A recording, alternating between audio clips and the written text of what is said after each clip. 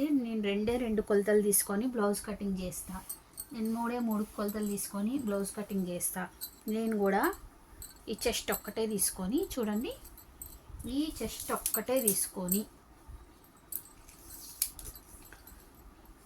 ఇట్లా చెస్ట్ ఒక్కటే తీసుకొని 20 అండ్ చెస్టే తీసుకుంటా. ఇప్పుడు నడుము, ఎందుకంటే నడుము దగ్గర నేనేం తీసుకోను, చెస్ట్ తీసుకొని నా వీడియోలు చూస్తే మీకైతే తెలుసు, చెస్ట్ తీసుకొని నడుము దగ్గర సేమ్ పెట్టుకొని ఇక్కడ డాట్ మంచిగా ఇచ్చుకుంటాం.